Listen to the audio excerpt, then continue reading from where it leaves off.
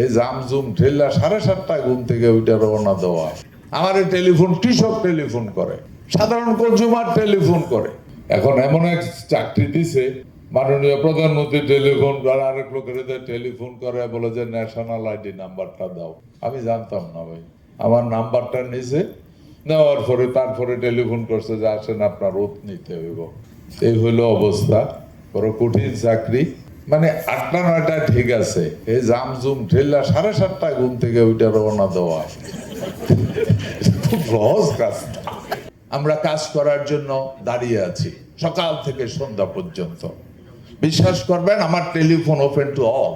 আমার টেলিফোন কৃষক টেলিফোন করে, সাধারণ কনজিউমার টেলিফোন করে যে কি হয়েছে ভাই, কয় লেবুর দাম এত বেশি কেন? আরে ভাই আমি তো, আমার তো গাছ নাই, থাকলে আপনার দিতাম। লেবুর তো আমার ব্যাপারও না।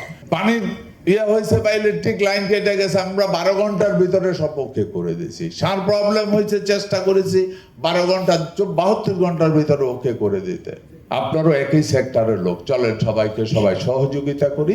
আবারও একই কথা বারবার রিপিট করছি, আমরা যদি এগিয়ে আসি, আমরা এখানে যারা আছি তারা যদি সিরিয়াস হই, এদেশের 70% মানুষ সিরিয়াস হবে। 70% মানুষ যদি উপকৃত হয়, এদেশের ইকোনমি তত্তর করে দাঁড়িয়ে যাবে।